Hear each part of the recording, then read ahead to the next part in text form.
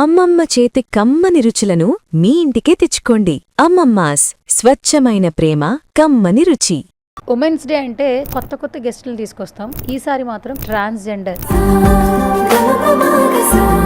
So ఈ women's day special మాత్రం స్నేహ అనే చెప్పాలి. ఉమెన్స్ డే రోజున స్పెషల్ గా ప్రోగ్రామ్ లో పిలవడం ఎలా అనిపిస్తుంది? ఒక ఉమెన్స్ తో మమ్మల్ని తీసుకురావడం అనేది ఎంతో మందిని హార్ట్స్ గెలిచేసాను ఇక్కడ నుంచి. సతీష్ నుంచి స్నేహ వరకు ఏం చెప్తావు అసలు? ఫస్ట్ ఆఫ్ ఆల్ ఏంట్రా అట్లా 0.5 లెక్క తిరుగుతున్నావు ఏంటి? నాకు తెలియని పేర్లు వాళ్ళు పెట్టేశారు. సో నేను తీసుకోలేకపోయాను. చదువుకున్న చోట కూడా చాలా రకాలుగా అవమానాలు పడ్డాను. నాన్న ఊకనటోడు, నీ వల్ల పరువు పోతుందిరా, ఇక వెళ్ళి సాగుపోయి. ఎప్పుడు నువ్వు అసలు బయటకు వచ్చేసావు? 10th అయిపోతుంది నాది. టీచర్స్ అంతా బతలే నేను హాస్టల్ వేశారు నన్ను. అల్లా కూడా ఒక్కొక్కరు వచ్చి నైట్ కూడా మా పక్కన అబ్బాయిలా నేను పడుకున్న ప్లేస్ లో తెల్లారేసరికి నా పక్కన 2-3 పిల్లలు చేంజ్ అయ్యేవాళ్ళు. సో ఇక్కడ ఈ ఉంటది కదా, ఇలా గట్టిగా పట్టేసుకొని నరకే అతను చూపించాడు. 12 దాటితే కృష్ణానగర్ రోడ్స్ మీద, బయట కేబిహెచ్పి ప్లాట్ఫామ్స్ దగ్గర. సో ఇంత డెప్త్గా మాట్లాడుతున్నావు కాబట్టి ఒక personal question. It's my personal. నేను ఒక ట్రాన్స్జెండర్ సార్. మా జీవనాధారం బెగ్గింగ్ తప్ప ఎలాంటి ఆధారం లేదు సార్. Sir I'm transgender. నేను ఒక రోజుగా బెగ్గింగ్ చేస్తాను. నాకు ఇప్పుడు బెగ్గింగ్ అనేది క్లోజ్ అయిపోయింది. నాకు పూట గడంగా చాలా ఇబ్బంది ఉంది. సో మాకు కొంచెం హెల్ప్ చేయండి అని చెప్పేసి అన్నా, కానీ నాకు 16 నిమిషాల్లో కాల్ వచ్చింది. Hi hello namaste, this is Suvarna. Welcome to సువర్ణతో సరదాగా. ఈ రోజు నా ఎపిసోడ్లో స్పెషల్ గెస్ట్ ఉన్నారనమాట. ఉమెన్స్ డే అంటే చాలా వరకు కొత్త కొత్త గెస్టులు తీసుకొస్తాం. ఈసారి మాత్రం కొంచెం కొత్తగా ట్రాన్స్జెండర్ స్నేహ రైటో నాతో పాటు ఉన్నారు. సో ఈ ఉమెన్స్ డే స్పెషల్ మాత్రం స్నేహ అనే చెప్పాలి. ట్రాన్స్జెండర్స్ అంటే ఒకప్పుడు ఒకలా చూసేవాళ్ళు, కానీ ఇప్పుడు మాత్రం అందరూ సలాం చేస్తున్నారు. రైట్, నాతో పాటు ట్రాన్స్జెండర్ స్నేహ ఉంది. తన జర్నీ ఏంటనేది తన మాటలోనే తెలిసేసుకుందాం. హాయ్ స్నేహ. హలో అండి. ఉమెన్స్ డే రోజున స్పెషల్ గా ప్రోగ్రామ్ లో పిలవడం ఎలా అనిపిస్తుంది?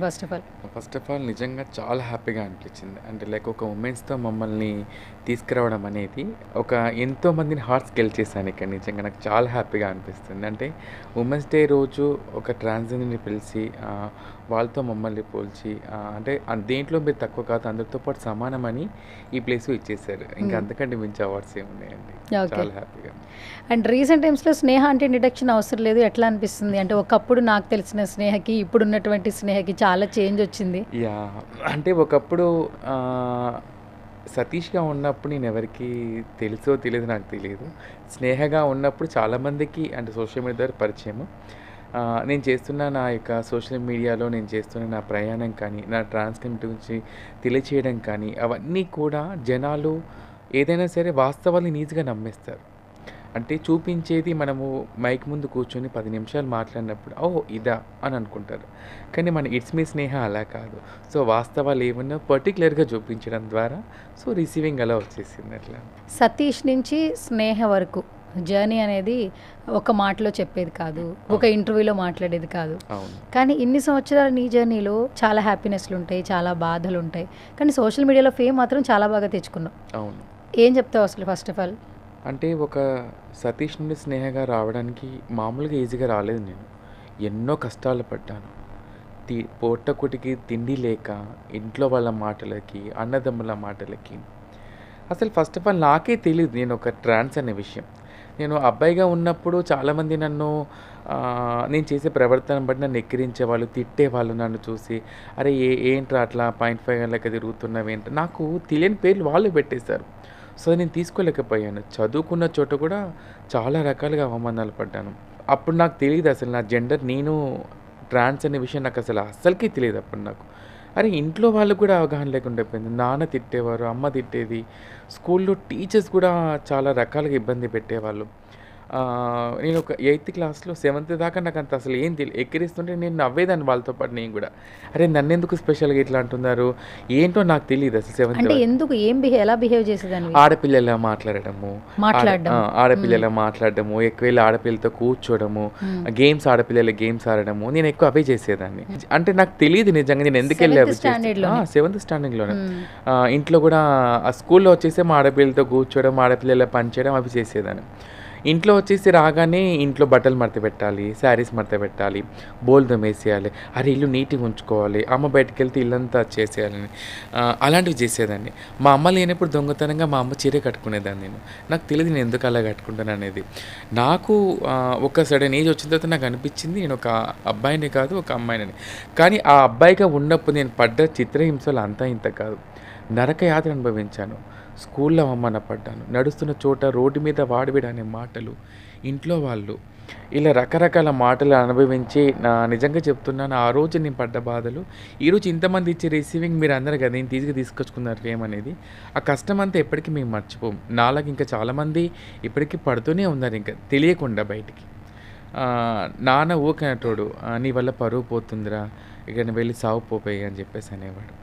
అమ్మ ఓకే అనేది. అమ్మనొచ్చి మా చుట్టుపక్కన వాళ్ళు ఏమనేవాళ్ళంటే, మీ అబ్బాయిని మార్చొచ్చు కదా, వాడు ఎందుకు అట్లా చేస్తాండు.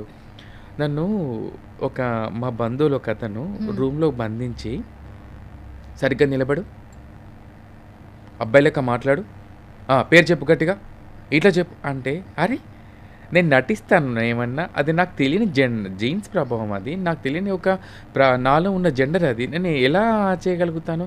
రూమ్లో 15 నిమిషాలు నన్ను బంధించి, నువ్వు రేపటి నుంచి కనుక ఇలా అమ్మాయిలు నడిచినావనుకో మస్తు కొడతా నిన్ను అని బెదిరించింది. తర్వాత నువ్వు మాట తీరుగా నేను ఆ రోజు ఆ నైట్ భయపడి నిజంగా చెప్తున్నా కదా, తెల్లారితనం ముందు కనబడి నన్ను చంపేసాడేమో అన్నంత భయం వేసింది నాకు. నాకు తెలియనికుండానే నాలో ఉన్న హావభావాలని నేను వ్యక్తపరచకుండా నా తప్పు అది. అది నాలో ఉన్న తప్పు కాదది. నాకు నేనుగా ఏర్పరచుకున్న తప్పు అయితే అసలే కాదది. నాకు నా జెండర్ ఏంటి అనేది నాకు తెలియజేయడానికి కొంచెం టైం పట్టింది. అది ఇప్పుడు వచ్చింది ఆ టైం. అది ఫ్యామిలీకి అర్థం కాదు, సొసైటీకి అర్థం కాదు, స్కూల్లో చదువుకున్న వాళ్ళకి ఎవరికి కూడా అర్థం కాదు అది. అప్పట్లో ఏంటంటే ట్రాన్స్‌జెండర్స్ అంటే కొంచెం ఇంట్లో వాళ్ళకైనా భయంగా, అంటే అవును. మన పిల్లల్లో ఒకడిలా తేడాగా నడుస్తున్నాడు, మాట్లాడుతున్నాడు అంటే పేరెంట్స్ కూడా ఒక ఇది అనిపిస్తుంటుంది. ఇప్పుడు నిజంగా ట్రాన్స్‌జెండర్స్ గురించి వచ్చిన అవగాహన అప్పట్లో లేదు అనేది నమ్ముతావా నువ్వు? నమ్ముతాను.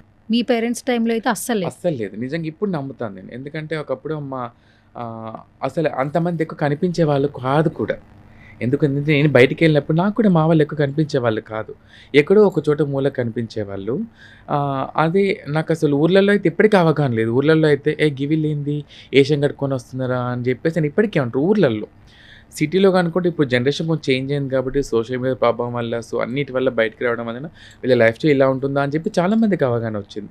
మీరన్నట్టుగా మా అమ్మ నాన్నలకి నేను ఉన్నప్పుడు నిజంగా వాళ్ళకి తెలియదు వాళ్ళకి. నా కొడుకే ఎందుకు ఇట్లా అయిండు, ఏంటి నా కొడుకులోని మిస్టేక్ ఏంటి అని చెప్పేసి అని వాళ్ళకి సరిదిద్దడానికి ట్రై చేస్తారు. చేస్తారు. చాలా చిత్రహింసలు పడ్డాను. ఇంట్లోకెళ్ళి అమ్మకి, నాన్నకి చెప్పకుండా బయటకొచ్చేసాను నేను.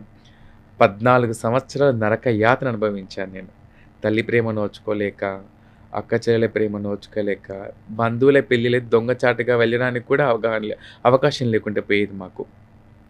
అలా అప్పుడు మేము పడ్డ కష్టాలు అంతా ఇంత. ఇప్పుడేంటంటే కొంచెం ఈజీగా పోయి రాగలుగుతున్నాము. దానికి దీనికి ఇప్పుడు కానీ అప్పుడున్న సిట్యుయేషన్‌లో ఫ్యామిలీస్ దగ్గరికి వెళ్ళడానికి మధ్యరాత్రి పూట వెళ్ళి వాళ్ళని కలిసొచ్చేవాళ్ళం.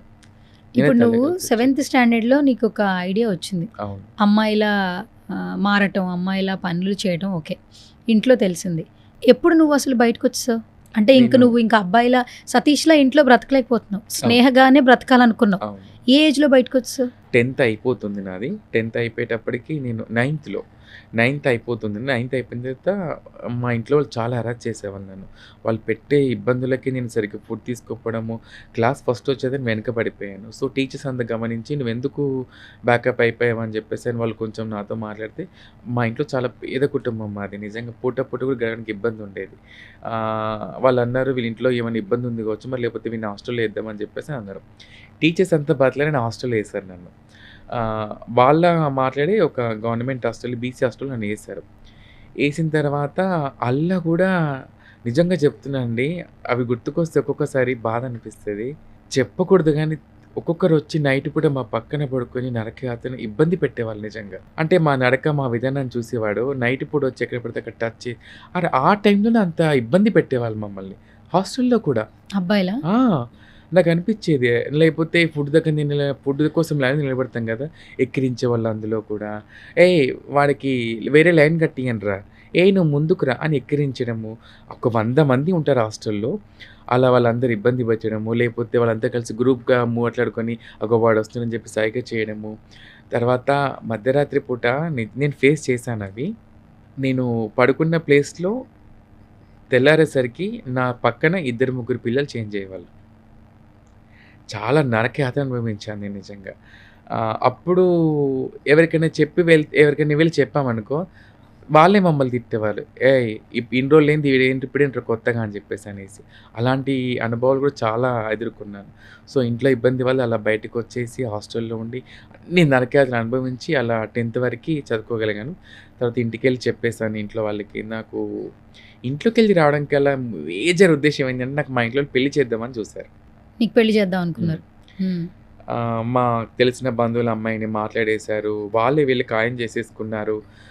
అన్నీ అయితే వాళ్ళకేమని చెప్పారంటే మా బంధువులంతా, పెళ్లి చేస్తే అన్న వీళ్ళ ఆడంగిలా పని చేయడం మానుకుంటాడు అనొక ఆలోచన మైండ్‌లో పెట్టేసుకున్నారు మా ఫ్యామిలీ మెంబర్స్. సో, నా మనసేంటి, నేనొక అమ్మాయిని. నా హావభావాలు మొత్తం అమ్మాయిలో ఉండవు. నేను పెళ్లి చేసుకున్న అమ్మాయిని మోసం చేయలేను కదా! నేను చెప్పి చూసాను వాళ్ళకి. నాకు పెళ్లి వద్దు నాకు. ఇలాంటివి నేను చేయలేను అంటే నన్ను తీసుకెళ్ళి కూర్చోబెట్టి మా అబ్బాయిని ఖాయం కూడా చేసేసారు. సో, ఇది పెద్ద మిస్టేక్ ఇది. ఇలా చేయడం కరెక్ట్ కాదని చెప్పేసనేసి మధ్యరాత్రి నేను బట్టలు సర్దుకొని బయటకొచ్చేసాను. బయటకొచ్చేసి ఒక ప్లేస్‌లో కూర్చొని నరకయాతన అనుభవించాను. ఆ పూట ఫుడ్ కోసం కూడా నా చేతిలో లగేజ్ పట్టుకొని వెళ్ళి, నువ్వు బానే ఉన్నావు కదా! నీకెందుకు అది చేయాలని చెప్పేసనేసి అప్పుడు ఏదో బయట ఫుడ్ పంచుతా ఉంటారు కదా! ఏదైనా ఫంక్షన్స్ అయితే మిగిలిన ఫుడ్డు. అది అడుక్కొని తిన్న రోజులున్నాయి మరి. అంత నరకయాతన అనుభవించాను. స్నేహ, నాకు ఒక చిన్న డౌట్ ఏంటంటే, ఇప్పుడు అమ్మాయిలు, అబ్బాయిలు. అమ్మాయిల బిహేవియర్ ఒకలా ఉంటది. అబ్బాయిల అవును. బిహేవియర్ అవును. ఒకలా అవును. ఉంటది. మనం ఆరోగ్యంగా ఉన్నప్పుడు ఒకలా ఉంటాం. ఆరోగ్యంగా లేనప్పుడు ఒకలా ఉంటాం. అది మనలో చేంజెస్ తెలుస్తాయి.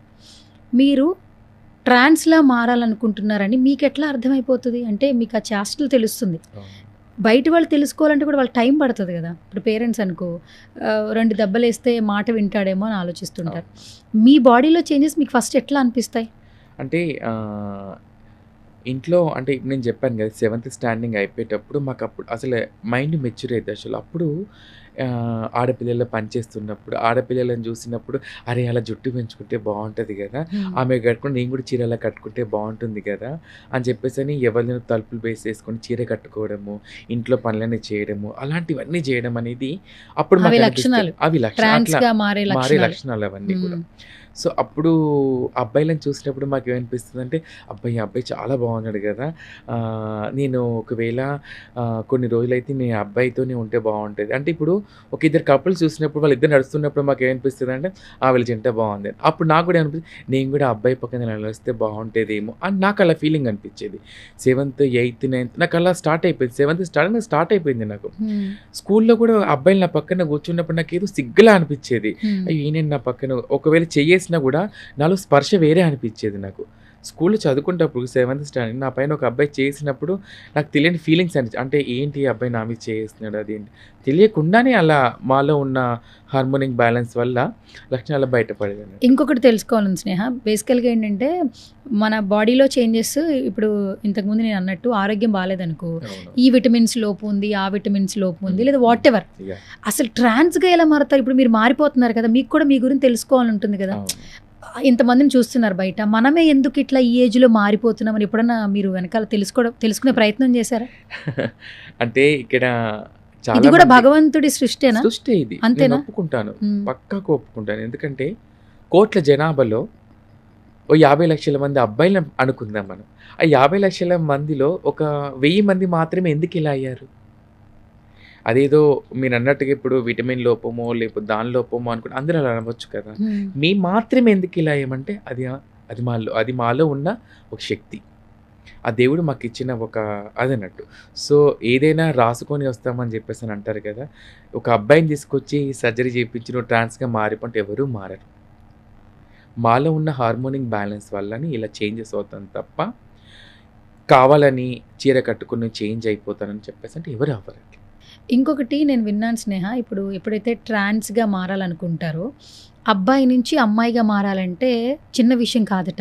అది కూడా చాలా క్రిటికల్ సిచ్యువేషన్స్ కూడా వెళ్తాయి. అంటే ఆ ట్రాన్స్‌గా మారాలనే టైంలో కొన్ని సందర్భాల్లో చాలామంది చనిపోయారని కూడా విన్నాను. అవును. అసలు కొంచెం ఎక్స్‌ప్లెయిన్ చేస్తావా? అసలు మీరు ఒక అబ్బాయి నుంచి అమ్మాయిగా మారే ప్రక్రియ ఎలా ఉంటుందసలు? సో, నేను అంటే ఒక అబ్బాయి నుంచి ట్రాన్స్‌గా మారడానికి ఫస్ట్ ఆఫ్ ఆల్ రాగానే మేము ట్రాన్స్‌గా చేంజ్ అయిపోం.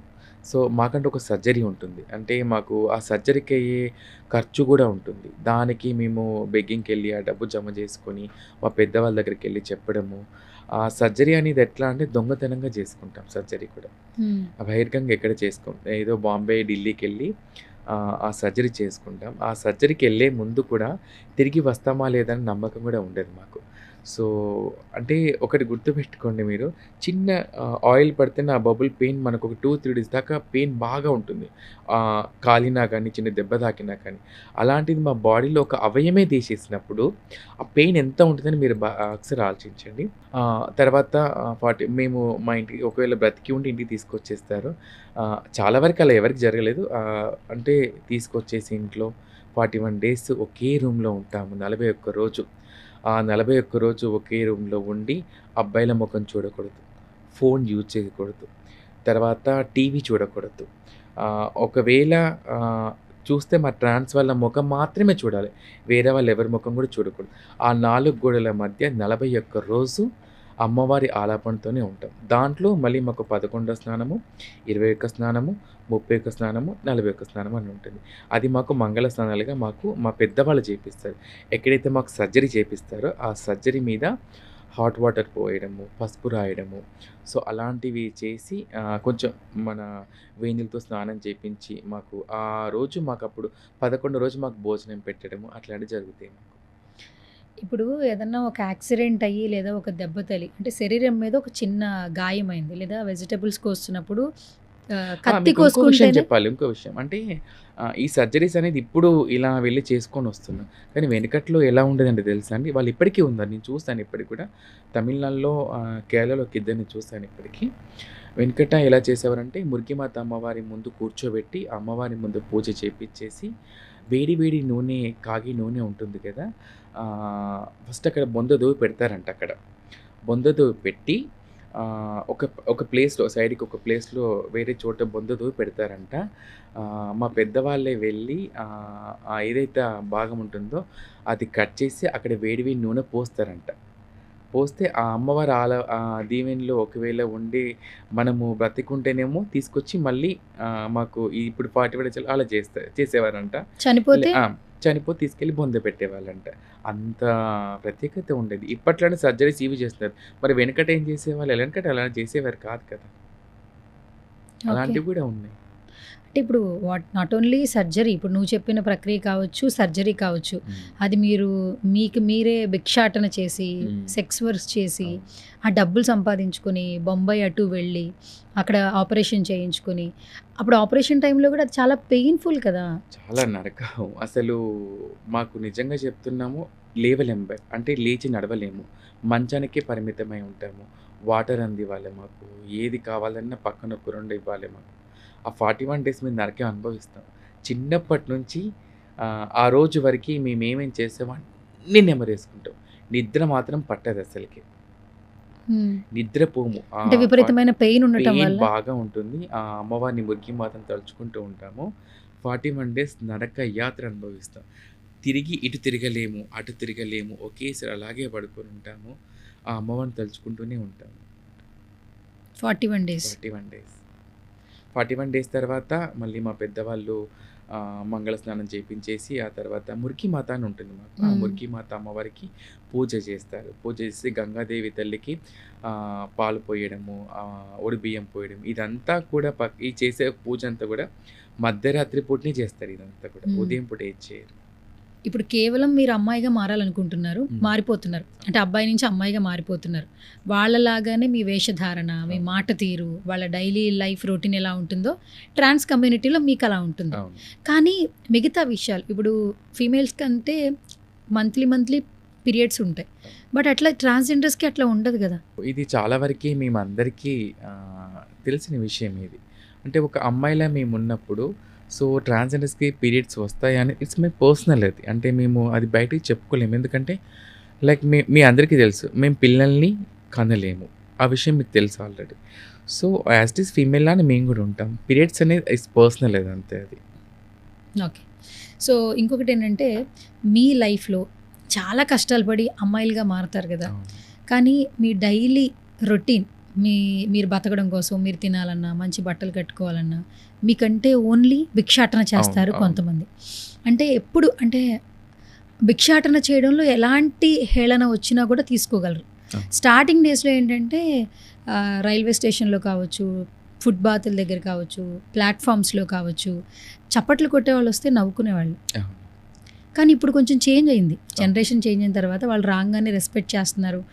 వాళ్ళ దగ్గర ఏమైనా అమౌంట్ ఉంటే తోచిన అమౌంట్ సహాయం చేస్తున్నారు. అవును. సో ఏం చెప్తావు? అంటే మార్నింగ్ లేచిన దగ్గర నుంచి ఈవినింగ్ వరకు కూడా భిక్షాటన చేసే క్రమంలో జరిగే సిచ్యువేషన్స్‌ని చెప్పాలంటే? మొదట్లో చాలా ఇబ్బందులు ఎదుర్కొన్నాం. అంటే ఒకప్పుడు బెగ్గింగ్‌కెళ్ళినప్పుడు నేను కూడా ట్రైన్‌లలో బెగ్గింగ్ చేశాను కదా! ట్రైన్‌లో బెగ్గింగ్ చేసేటప్పుడు నాకు ఒక ఇన్సిడెంట్ ఎదురైంది నాకు. నేను బెగ్గింగ్‌కెళ్ళేటప్పుడు నేను యాక్చువల్లీ ఏమైందంటే వేరే స్టేషన్‌లో మా వాళ్ళు దిగేశారు. దిగేసిన తర్వాత అందులో కొంచెం గొడవ జరిగింది. అంటే వాళ్ళ వాగ్దానం జరిగింది. తర్వాత మళ్ళీ ఇమ్మీడియేట్‌గా మేము ఎక్కేసాం ఆ ట్రైన్‌లో. ఎక్కేసి కామన్‌గా అడుగుతూ వెళ్తున్నాం. నాకు అప్పుడే కొత్తగా సర్జరీ అయింది అప్పుడు నాకు. అయితే వాడేం చేశారంటే మేమెళ్ళి అడిగాము. మేము ఎక్కగానే మజాక్ చేస్తుండే ఇవ్వచ్చు కదా నాన్న లెఫ్ట్ చెంపలు గిచ్చడము అవి చేయడం ఆడుతూ పాడుతూ ఆడతాం మేమందరినీ కూడా. సో, ఆ క్రమంలో తను సీరియస్‌గా తీసుకున్నాడు నా మీద. సీరియస్‌గా తీసేసుకొని లేసి మార్ అని చెప్పేసి అనేసి అందులో 3 మెంబర్స్ ఉన్నాం మేము అందులో. ఖతం తనొచ్చేసి ఒకడొచ్చి ఇక్కడ పట్టుకున్నాడు, ఒకడొచ్చి ఇక్కడ పట్టుకున్నాడు, ఒకడొచ్చి కొడుతూనే ఉన్నాడు బ్యాక్ సైడ్ నుంచి రకరకాలుగా ఇబ్బంది పెట్టేశారు. నిజంగా చెప్తున్నాను ఆ రోజు నేను పడ్డ బాధ ఎవరికీ కూడా రావద్దు. వాడు చెప్పరని చోట కొడితే నాకు బ్లీడింగ్ అయిపోయి తట్టుకోలేకపోయాను. సో, ఇక్కడ ఉంటది కదా! ఇలా గట్టిగా పట్టేసుకొని నరకయాతన చూపించాడు. ఒకడు జాకెట్‌ని ఇలా అనేసాడు ఒకడు చీర గుంజేశాడు. ఒకడేమో ఇలా పట్టేసాడు చీరని. అసలు నాకేం ఏం జరుగుతుందో నాకు అసలు ఏం అర్థం కావట్లే. అక్కడ జరిగింది ఏందో కూడా మాకు అర్థం కావట్లేదు అసలు. మొత్తం బట్టలన్నీ ఇప్పేశారు. నిజంగా చెప్తున్నాను ఆ రోజు మీరు చెప్తే నమ్ముతారో నమ్మరో అప్పుడున్న సిట్యుయేషన్ ఆ రోజు నేను మళ్ళీ మొత్తం అన్ని డోర్‌లనేసేసారు వాళ్ళు. డోర్‌లనేసేసి ట్రైన్ చైన్ వాళ్ళే గుంజేశారు. ట్రైన్ చైన్ వాళ్ళే గుంజేసి అందులో ఒక అబ్బాయి తెలుగతను డోర్ తీయని తీయట్లే వాళ్ళు. ట్రైన్ ఆపేశారు కదా! ఒక అబ్బాయి చైన్ గుంజాడు. ట్రైన్ ఆపేసి వాళ్ళు భయపడి ఏం చేశారు నిజంగా నేను ఆ రోజు నేను బతికి బయట పడతానో కూడా నాకు తెలీదు. మీరు నమ్ముతారో నమ్మరో అప్పుడు అన్ని కష్టాలు పడ్డాం ఆ రోజు. నేను ఇలా పట్టుకొని ఇలా దిగాను ట్రైన్‌లోకెళ్ళి. పక్క బోగిలో మా వాళ్ళందరూ ఉరికొచ్చి ఏమైంది మా ట్రాన్స్ ఒక చున్నీ కప్పుకొని ఇంటికెళ్ళాను ఆ రోజు. ఆ రోజు అనిపించింది అంటే మేము భిక్షాటనకి వెళ్ళి తిరిగి వచ్చేదాకా కూడా బ్రతికి వస్తామా లేదా అనేది కూడా నమ్మకం లేదు. అలాంటి దుస్థితిలో మేము బతికాం. ఇప్పుడు అప్పటికి పడ్డ బాధలకి ఇప్పటికి అంటే చాలామంది కొంచెం అవేర్‌నెస్ వచ్చింది. అరే! వీళ్ళకు ₹10 ఇస్తే మంచిది. వీళ్ళల్లో కూడా అంటే ఎట్లా అంటే నకిలీ ట్రాన్స్ ఎక్కువైపోయారు. సో, వాళ్ళ వల్ల మాకు కొంత బ్యాడ్ నేమ్ రావడము, సో, అవి జరగడం జరిగింది. సో, ఇప్పుడు కొంచెం ట్రైన్‌లలో భిక్షాటనకి వెళ్ళినప్పుడు గానీ, బయట బెగ్గింగ్‌కి వెళ్ళినప్పుడు గానీ, ఇంటికి పిలిచివ్వడం కానీ, మమ్మల్ని పిలిచి మమ్మల్ని రెస్పెక్ట్ ఇవ్వడము, ₹10 ఇవ్వడము. సో, అవి మాకు కొంచెం హ్యాపీగా అనిపిస్తుంది. అంటే నేనే నిలబడి అక్కడ చూసుకున్నప్పుడు అరే! ఒకప్పుడు నేను చూసుకున్నప్పుడు ఇప్పుడు ఇచ్చిన రిసీవింగ్‌కి అంటే వాళ్ళకు అవగాహన లేక ఇలా జరుగుతుందా? ఇప్పుడు రెస్పెక్ట్ అనేది కొంత వస్తుంది అనేది. నాకు ఐయామ్ సో హ్యాపీ ఇప్పుడున్న రిసీవింగ్‌కి. ఎందుకంటే రాబోయే జనరేషన్‌కి కొంత రిసీవింగ్ దొరుకుతుంది. ఇంకొకటేంటంటే ట్రాన్స్ కమ్యూనిటీలో మీరు విలువలతో బ్రతకడానికి మీరింత ఫైట్ చేస్తున్నారు. అవును. బట్ మీ కమ్యూనిటీలోనే బ్యాడ్‌గా చేస్తున్న సిట్యుయేషన్స్ కూడా చాలామంది ఉన్నారు. అందుకే అందరినీ అవమానంగానే చూస్తున్నారు. చూస్తున్నారు. రెస్పెక్ట్ అనేది పోతుంది. మరి ఏం చెప్తావు మీ ట్రాన్స్ కమ్యూనిటీ గురించి? నేను ట్రాన్స్ కమ్యూనిటీ అందరికీ కూడా ఒకటే. మనం అనేది మన విధానాన్ని గనక మనం చూపిస్తే రెస్పెక్ట్ అనేది అదే వస్తుంది. ఈరోజు మన కుటుంబాలు మనల్ని ఆదరించట్లేదంటే మన వాళ్ళు చేసే బయట వాళ్ళ వల్ల మనకు కొంత రెస్పెక్ట్ అనేది పోతుంది. ఒకప్పుడు మనమే అన్నాం మన కుటుంబాలు మనల్ని అర్థం చేసుకోవట్లేదని. ఇప్పుడు సోషల్ మీడియాలో మనం చేసేది ఏంటి? ఒక ఆడపిల్ల కొంగిలా అని బయటికి వీడియో తీస్తే ఆ అమ్మాయిని క్వశ్చన్ చేసి నువ్వు ఎందుకు ఇలా చేస్తున్నావు ఏంటి అని చెప్పి ఒక ఆడపిల్ల ట్రోల్స్ చేస్తుంది. అదే ఒక ట్రాన్స్ అలా చేస్తే ఏ ట్రాన్స్ కూడా తను ట్రోల్స్ చేయట్లేదు. ఎందుకు? మళ్ళీ వాళ్ళ దాంట్లో గొడవలు అవుతాయి, వీళ్ళని ఏమంటారో. నన్ను చాలామంది అన్నారు, మీ వాళ్ళు ఇలా వీడియోలు చేస్తున్నారు కదా, మరి ఎందుకు మీరు ఎప్పుడు ప్రశ్నించలేదు అని చెప్పి నన్ను అన్నారు చాలామంది. ఇప్పుడు చెప్తే వినే వాళ్ళకైతే మనం ఏమైనా చెప్పగలుగుతాం. సో వాడికేంటంటే ఇప్పుడున్న నేను వచ్చానా, ఊపానా, లేకపోతే నేను నాకు ఓ 1000 లైకులు వచ్చాయి, పోయాయి అని చూస్తున్నారు కానీ, రాబోయే జనరేషన్‌కి మనం ఏం మెసేజ్ ఇస్తున్నాం అనేది ఏమీ కూడా ఆలోచించట్లేదు. సో ఇప్పుడున్న ట్రాన్స్‌జెండర్‌కి నేను ఒకటే మాట చెప్తున్నా. ఫస్ట్ ఆఫ్ ఆల్ మనల్ని యాక్సెప్ట్ చేయాలంటే మన కుటుంబం మనం వాళ్ళని గౌరవించే విధంగా మనం ఉండాలి. మనం అనేది పద్ధతిగా ఉంటేనే మన కుటుంబం మనల్ని రిసీవ్ తీసుకుంటుంది. మన కుటుంబం గనక మనల్ని ఆదరిస్తే ఈ సమాజంతో మనకేం పని? మనం వచ్చి సమాజంలో ఇలాంటి పిచ్చి పిచ్చి వేషాలేయడము, సెక్సీగా కనబడడము, అరే ఫ్యాషన్ సెక్సీగా కనబడడం తప్పేం కాదు.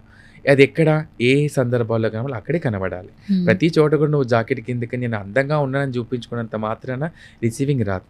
ఇప్పుడు నేను ఒక్కదాన్ని పద్ధతిగా వచ్చి వీళ్ళందరూ మా వాళ్ళంతా మంచోళ్ళు కూడా ఎవరు నమ్మరు కూడా. హ్మ్. సో ఫస్ట్ మీ వాళ్ళకెళ్ళి చెప్పుకో నువ్వు అని చెప్పేసి అని అంటారు.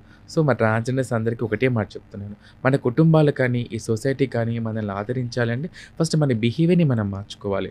మన పద్ధతిలో మనం మార్చుకోవాలి. మనల్ని 10 మంది గౌరవించబడితే రేపు రాబోయే తరానికి మనం వాళ్ళకి ఒక దారిచ్చిన వాళ్ళం అవుతాం. ఇప్పుడు ఆ దారి గనుక మనమే క్లోజ్ చేస్తే రేపు మనం పడ్డ బాధలు అంతకంటే ఎక్కువ పడతారు వాళ్ళు. హ్మ్. అదే నేను చెప్తాను. మ్యాక్సిమం ఏంటంటే 12 దాటితే కృష్ణానగర్ రోడ్స్ మీద, బయట కేబీహెచ్పి ప్లాట్ఫామ్స్ దగ్గర అందరూ ట్రాన్స్ కమ్యూనిటీలో ఉన్న వాళ్ళే కనిపిస్తూ ఉంటారు. అంటే చాలామందికి రాత్రితో ఆ డే ముగిసిపోతుంది, కానీ మీకు రాత్రితోనే డే మొదలవుతుందేమో అనిపిస్తూ ఉంటుంది. ఎందుకంటే సెక్స్ వర్క్స్ చేయాలి అంటే తిండి కోసం చేస్తున్నామని చెప్తున్నారు, అవును. కానీ ఆ టైంలో ఏంటంటే కొన్ని ప్రమాదకరమైన సిచ్యువేషన్స్ కూడా ఫేస్ చేయాలి. ఈ సెక్స్ వర్క్లో అవును. ఎన్నో చూసుంటారు కదా మీ మీ ట్రాన్స్ కమ్యూనిటీలో. ప్రమాదాలు కాకుండా మామూలుగా బ్రతకాలంటే ఏం చెప్తావు నువ్వు? సెక్స్ వర్క్ చేసేటప్పుడు ఎన్ని ఇబ్బందులు ఎదుర్కొన్నాము అనేది ట్రాన్స్‌జెండర్స్ చాలా వరకి చెప్పలేని మా బాధలు. అంటే ఒక ట్రాన్స్‌జెండర్ వెళ్ళి రోడ్డు మీదకెళ్ళి సెక్స్ వర్క్ చేయాలని ఎందుకు చేయాలనుకుంటుంది? మీరు అన్నట్టుగా షాప్ ముందుకెళ్ళి అడుక్కోవచ్చు కదా, సిగ్నల్ దగ్గర అడుక్కోవచ్చు కదా, డబ్బులు బాగానే ఇస్తారు కదా, అదే ఎందుకు చేయాలని చెప్పేసి అని మీరు అడిగితే నేను ఒకటే చెప్తాను. అంటే మా ట్రాన్స్‌లలో చాలామంది హయ్యర్ పొజిషన్‌లో ఉన్న ఫ్యామిలీస్ ఉన్నవాళ్ళు ఉంటారు. సో వాళ్ళందరికీ ఏంటి అంటే బయటికి మేము ఇప్పుడు సిగ్నల్ దగ్గర కనబడ్డా కూడా ఫ్యామిలీలో ప్రాబ్లమ్ అవుతుంది. ఎక్కడైనా బెగ్గింగ్కి వెళ్ళినా కూడా మా ఫ్యామిలీస్కి ప్రాబ్లం ఉంది. కానీ మేము చేయాల్సింది, మా పొట్టకుడు చేయాల్సింది ఏంటి?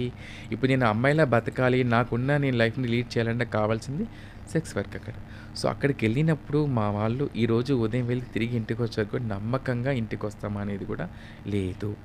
నరక యాతన అనుభవించిన వాళ్ళు ఉన్నారు. ఒకరని బుక్ చేసుకుంటారు, నలుగురు అక్కడ తీసుకెళ్ళిన తర్వాత రేప్ చేయడము, కొట్టడము, చంపడము, బ్లేడ్లు వేయడము, నరక యాతన అనుభవించడము, ఇలాంటివి చాలా జరిగాయి.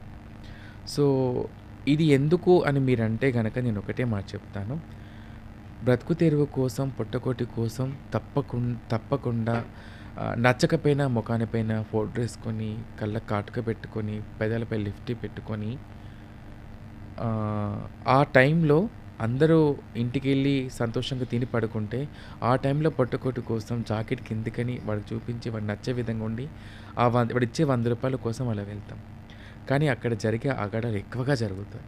రకరకాలుగా ఇబ్బంది పెడతారు, నరకేస్తారు, సిగరెట్లు కాలుస్తారు, బలవంతంగా మందు తాగమని చెప్పేసి అంటారు, రకరకాలుగా ఇబ్బందులు పెడతారు. సో మా ట్రాన్స్‌జెండర్స్ అందరికీ నేను ఒకటే చెప్తాను, మనం ఈ వైపు కాకుండా వేరే వైపు వెతుక్కోవడం. అంటే ఒకప్పుడు మనల్ని వాటికి సెక్స్ వర్క్ వెళ్ళాము అంటే ఓకే ఒప్పుకుంటాం. కానీ ఇప్పుడు మనం చేంజెస్ అయ్యి లైఫ్ స్టైల్ని మార్చుకోవాలి. మనం ఎంప్లాయ్మెంట్ సైడ్ వెళ్ళడం, మన జీవన విధానం అనేది మనము ఏదైనా బిజినెస్ సైడ్ వెళ్ళడం కానీ అలాంటివి చేసుకుంటే కనుక సో దానికి యాక్సెప్ట్ చేసుకోవచ్చు. సో చాలామంది చేంజెస్ కూడా వస్తాయి. కొంతమంది బోటిక్ పెట్టిన వాళ్ళు ఉన్నారు, సూపర్ మార్కెట్, కొంతమంది డాక్టర్ అయిన వాళ్ళు ఉన్నారు. ఒకప్పుడు ఇవన్నీ లేకుండే. సో ఇప్పుడు చేంజెస్ అనేది వస్తుంది. సో సెక్స్ వర్క్ అనేది ఒకేసారి ఆగదు కూడా. ఎందుకంటే అది ఆగడానికి మేము ఆపిన అబ్బాయిలు ఆగరు, అది మేము ఆపిన అబ్బాయిలు ఆగరు, ఏదో ఒక చోట మమ్మల్ని లాగుతూనే ఉంటారు. సో తప్పదు, అక్కడికి వెళ్ళి చేయాల్సిన అవసరం వస్తుంది. ఎందుకంటే మా పొట్టకొట్టు కోసం వెళ్ళాలి అక్కడికి. కొంచెం చేంజెస్ ఇప్పుడిప్పుడే వస్తుంది కాబట్టి రాను రాను మాకంటూ ఒక ఎంప్లాయ్మెంట్లో ఒక సపరేట్ ప్లేస్మెంట్ అనేది వచ్చినప్పుడు అవి కూడా తగ్గుతాయండి. స్నేహ, సో మీ జీవనాధారం ఏంటి అనేది చెప్పావు. నాకు బయట వాళ్ళు మాట్లాడేటప్పుడు కొట్టే చప్పట్లకి, ట్రాన్స్‌జెండర్స్ కొట్టే చప్పట్లకి చాలా తేడా ఉంటుంది. కొంచెం డిఫరెంట్‌గా కొడతారు యాక్చువల్లీ. కొంతమంది దానిని వెక్కిరిస్తారు. కానీ అబ్జర్వ్ చేస్తే ఏంటంటే అందులో కొంచెం పెయిన్ ఉంటుంది. వాళ్ళతో మాట్లాడడానికి ఒక చిన్న లీడ్ తీసుకున్నట్లు నాకు అనిపిస్తుంటుంది. కొంచెం డిఫరెంట్‌గా కొడతారు కదా మీరు కొట్టే చప్పట్లు. అది ఎప్పుడన్నా గమనిస్తారా మీరు? అంటే ఈ చప్పట్లు ఎవరికి రావు. ఇలా చప్పట్లు అబ్బాయిలు కొట్టలేరు, అమ్మాయిలు ఇది మాకు మాత్రమే వస్తుంది. చాలామంది అంటారు మమ్మల్ని, ఇది మీరు ట్రైనింగ్ నేర్చుకుంటారా? తీసుకున్నారా నాకు అది కూడా అని అదే చెప్పేసి డౌట్. అంటారు.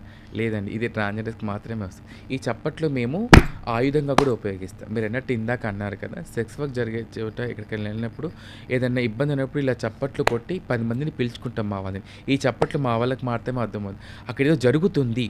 ఇప్పుడు ఒక చప్పట్లు కొడితేనేమో వీళ్ళేదో అడగడానికి వచ్చారని చెప్పి, ఇలా 10 సార్లు కొడితే అక్కడ ఏదో గొడవ జరుగుతుంది కావచ్చు అని చెప్పేసి కాపాడడం కోసమని, మా సెల్ఫ్గా మేము కోసం అనేది ఇది. తర్వాత వచ్చేసి ఈ చప్పట్లు అనేది షాప్ ఓపెనింగ్స్కి కానీ, గృహప్రవేశాలకు కానీ వాటికి వెళ్ళి ఇదే చప్పట్లతో ఆడి పాడి వాళ్ళకంతా మంచి జరగాలని, ఈ చప్పట్ల శబ్దంతో ఆ ఇంటికి వాళ్ళకున్న ఏదైతే చెడు ఉందో అదంతా ఆ శబ్దంతో తెలిసేసి వాళ్ళకంతా మంచి జరగని దీవించి వస్తామన్నట్టు. ఓకే. అంటే మీరు కొట్టే చప్పట్లు వెనకాల చాలా అర్థం ఉందన్నమాట. చాలా అయితే అర్థం ఉంది. ఓకే. ఎవరికి రాదు ఈ చప్పట్లు, అబ్బాయిలకి రాదు. అంటే ఈ చప్పట్లు కొట్టగానే కూడా కొన్ని చోట్ల భయపడతారు. అమ్మో వాళ్ళు వస్తున్నారా అని. ట్రైన్లో అయితే ఇట్లా మేము కొట్టగానే ఇక్కడ ఉన్నాడు అక్కడ భయపడతాడు. అమ్మో వాళ్ళు వస్తున్నారా. డబ్బులు లేనివాడు చాలా భయపడతాడు. అమ్మో వాళ్ళు వస్తున్నారు అని చెప్పేస్తాం. సిగ్నల్ దగ్గర కానీ, ట్రైన్లలో కానీ, ఎక్కడైనా బయటకు వెళ్ళినా కానీ ఈ చప్పట్లు కానీ అమ్మో వాళ్ళు వచ్చేస్తున్నారు. ఒక రకమైన ఫీలింగే చేంజ్ అయిపోతుంది. దాని ఎక్స్ప్రెషన్ మొత్తం చేంజ్ అయిపోతుంది అబ్బాయిలది కూడా. సో అట్లా. ఓకే. ఇంకొకటి ఏంటంటే ఈ మధ్య కాలంలో ట్రాన్స్జెండర్స్ ఐడెంటిఫై చేసేస్తున్నారు. అంటే ఇన్స్టాగ్రామ్లో కావచ్చు, సోషల్ మీడియాలో కావచ్చు, చాలామంది ఫేమ్తో ఉన్నారు. రీసెంట్గా ఒక ట్రాన్స్జెండర్ గురించి అందరూ మాట్లాడుకుంటున్నారు.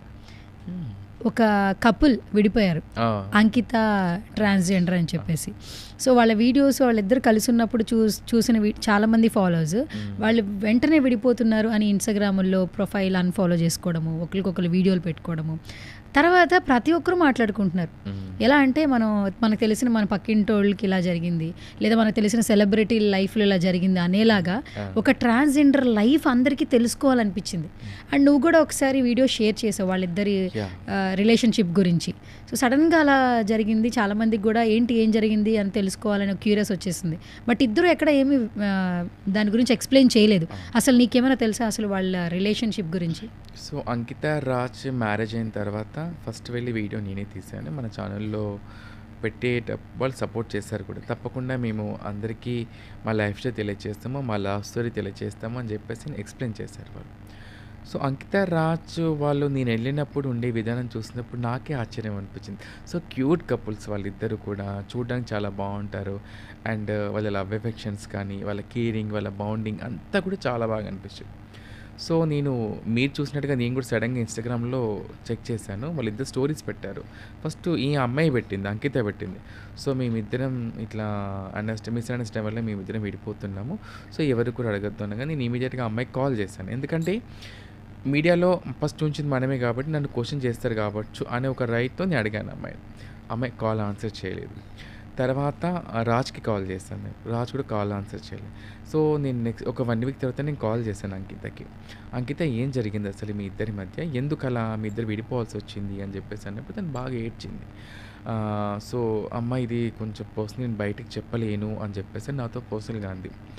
సో నేను అన్నాను, ఏదైనా చెప్తే మనం దానికి తగ్గట్టుగా కూర్చొని మాట్లాడమా, లేకపోతే మీరు కలవరా అని. ఎందుకంటే మీరు సోషల్ మీడియాకి వచ్చారు, అందరికీ మనం జవాబు చెప్పాల్సిన అవసరం మనకుంది. ఎందుకంటే మిమ్మల్ని చూసి 10 మంది బయటకు వచ్చారు కాబట్టి. సో ఇలాగైతే అందరూ ఇలాగే అని చెప్పేసి అనుకుంటారు కదా అని చెప్పేసి అన్నప్పుడు ఆ అమ్మాయి ఒక మాట అంది, అందరం మనుషులమే, అందరికీ మనసు ఉంటుంది. నా మనసు నాకు జరిగిన ఇన్సిడెంట్ వల్ల తన నుంచి నేను దూరం కావాల్సి వచ్చింది, అది అర్థం చేసుకుంటే సరిపోతుంది అని చెప్పేసి అన్నాను. తర్వాత నేను రాజ్కి కాల్ చేశాను. రాజ్ అన్నారు, స్నేహ గారు ఇది కంప్లీట్గా ఇది మీరు అడగకుంటేనే బాగుంటుంది, నేను మళ్ళీ తనని కలిసే ప్రసక్తి లేదు, నేను తనని కలవను కూడా, నాకు అవసరం కూడా లేదు అని చెప్పేసి అన్నారు.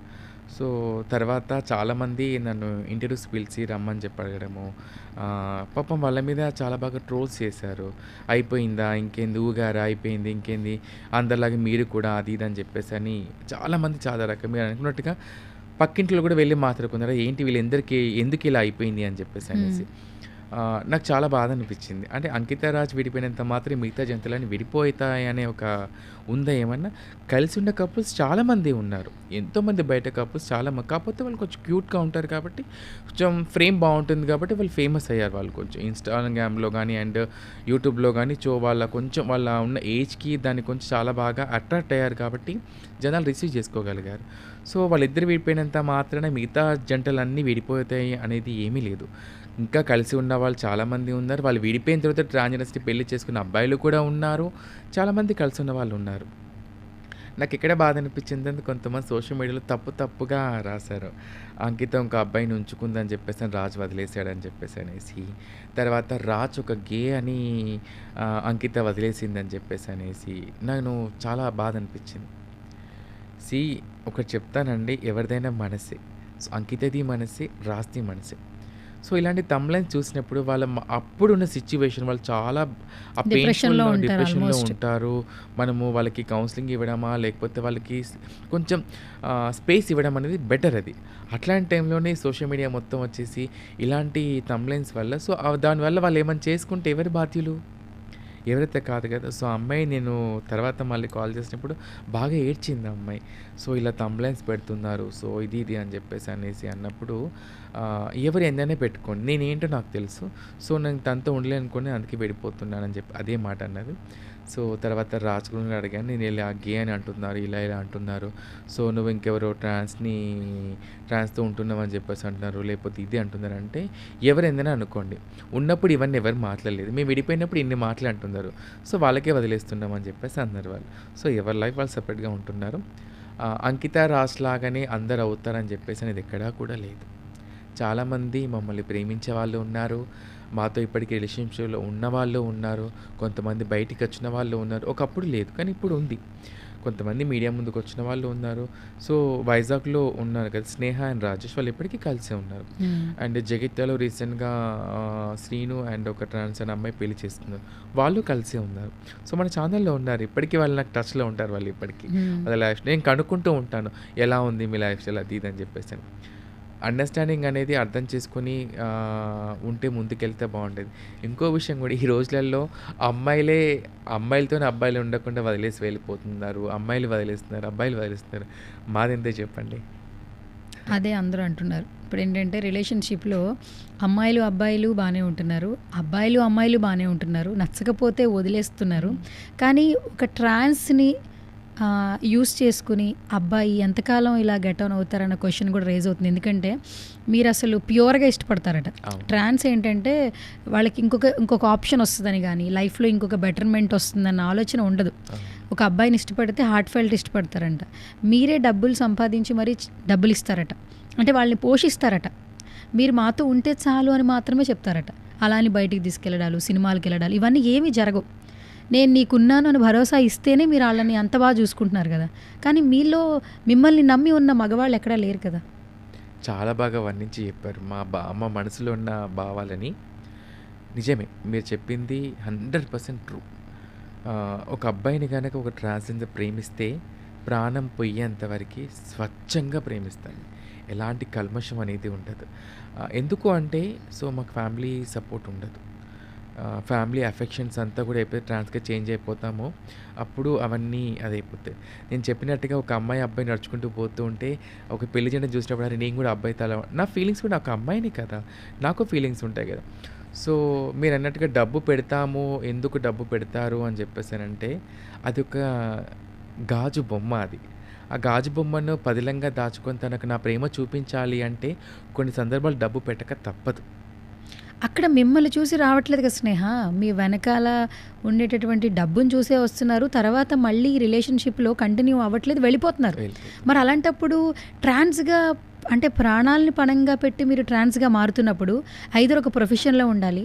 మీరు వర్క్లో బిజీగా ఉండాలి, ఎంతోమందికి ఇన్స్పిరేషన్గా ఉండాలి. ఈ లవ్ అనే ఎమోషన్ ఎంతవరకు ట్రావెల్ చేస్తుంది మీ లైఫ్లో?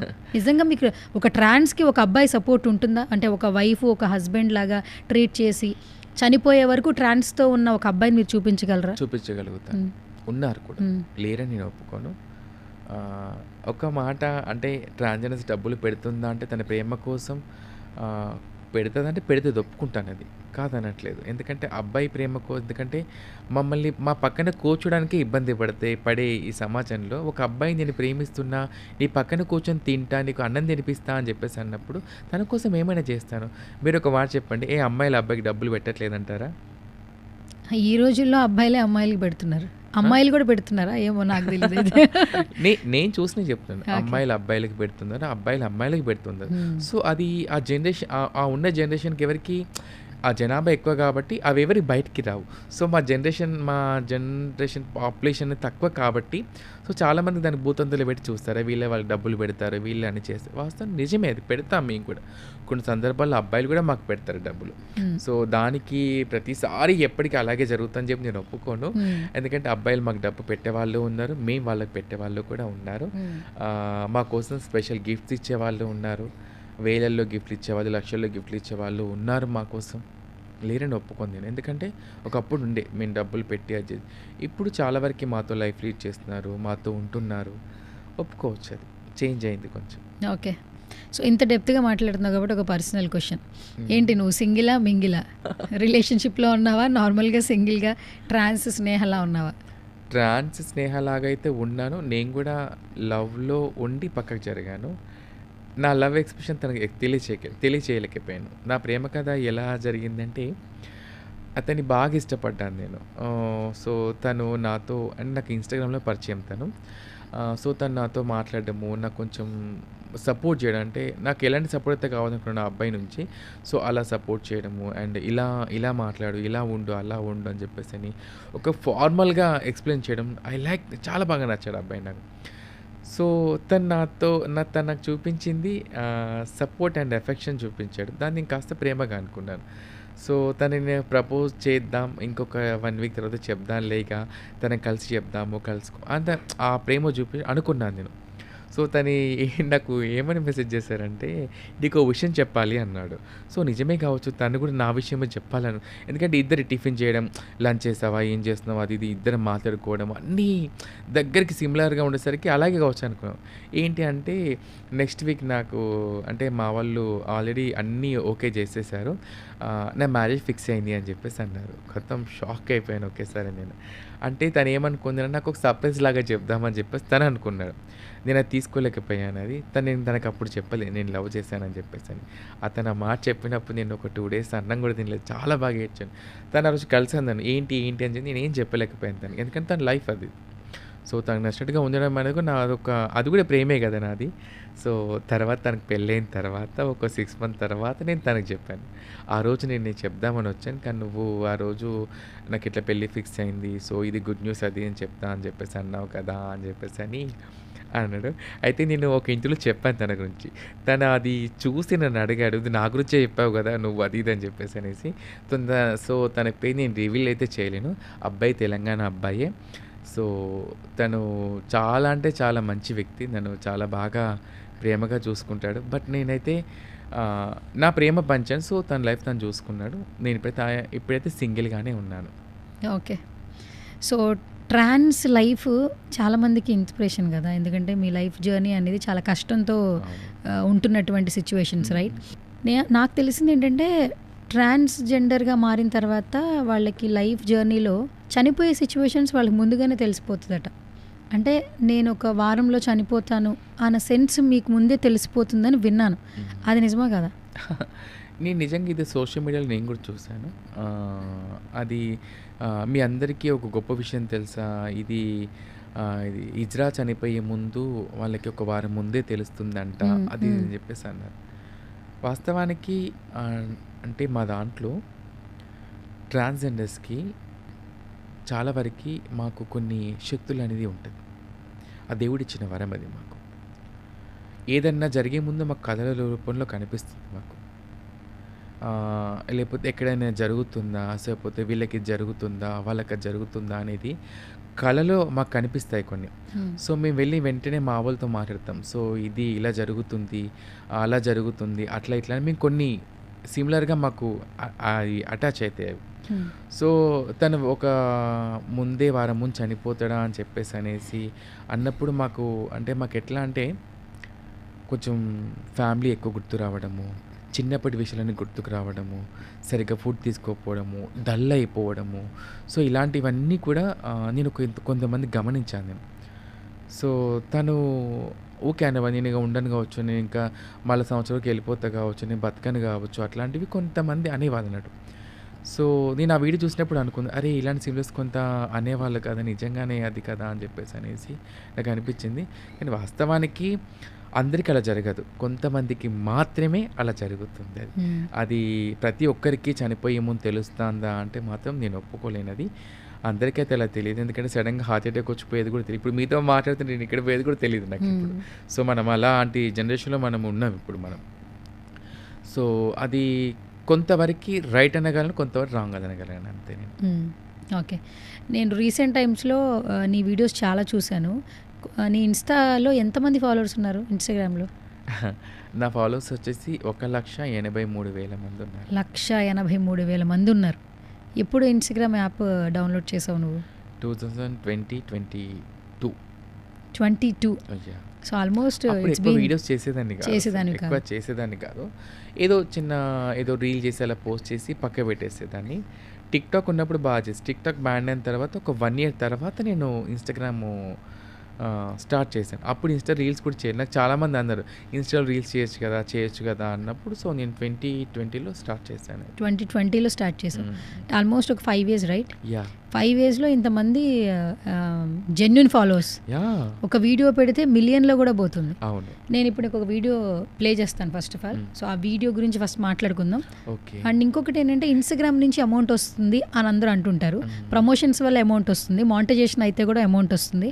సో, రైట్ నో నీ పేజ్ ఏంటి అసలు? మానిటైజేషన్ అయ్యిందా, అమౌంట్ వస్తుందా, లేదా ప్రమోషన్స్కే వాడుతున్నావా? నో. అంటే నేను ప్రమోషన్స్ నాకు చాలా వరకే ప్రమోషన్స్ వచ్చాయి. కానీ నేను చేయను అన్నాను. ఎందుకంటే కంపెనీస్ గురించి అండ్ లేపోతే ఈ జాబ్‌కి అప్లై చేయండి అని చెప్పేసి అనడము.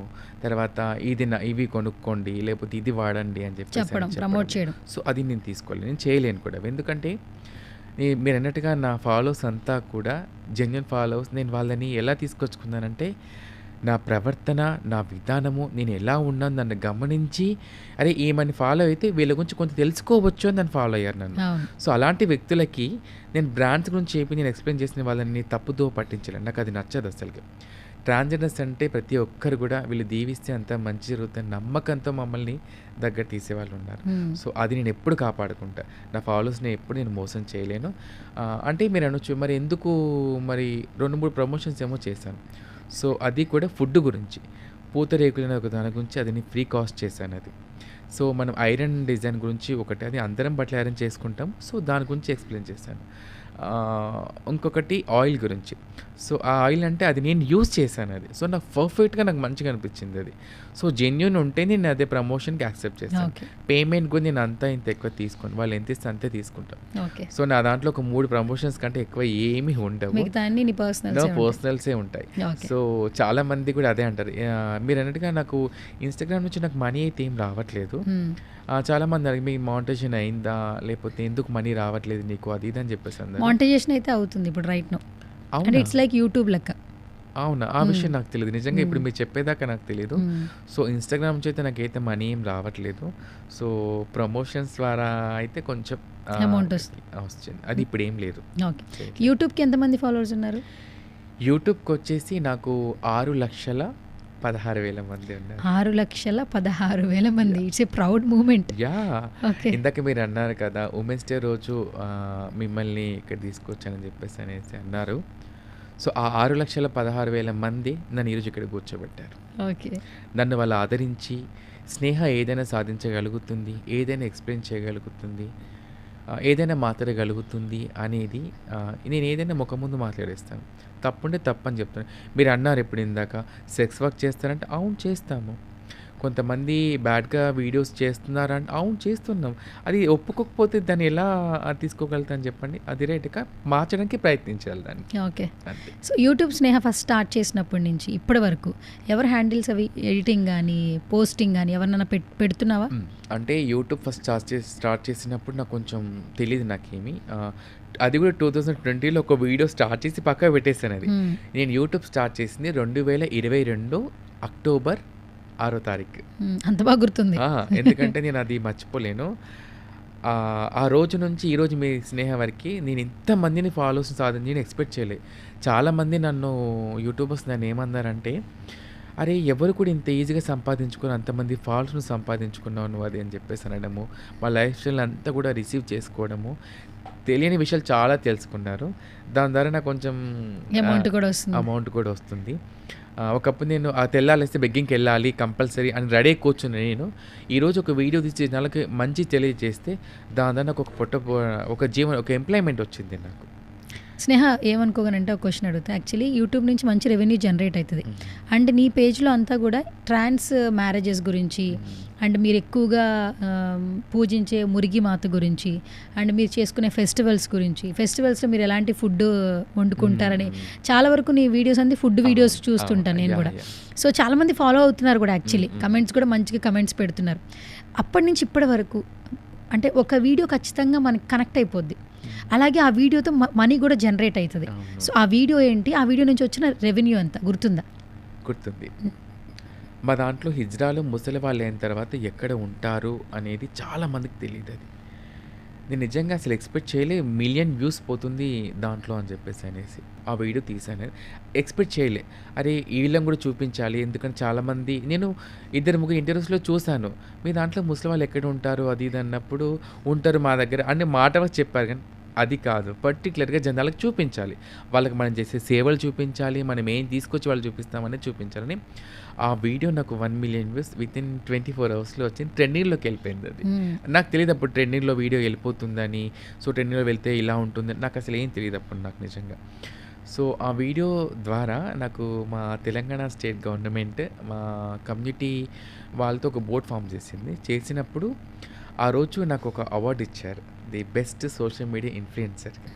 సో అది ఎప్పుడు నేను మర్చిపోను. ఆ వీడియో ద్వారా నాకు అమౌంట్ నాకు 30 చెప్పద్దు పర్లేదు చెప్పు.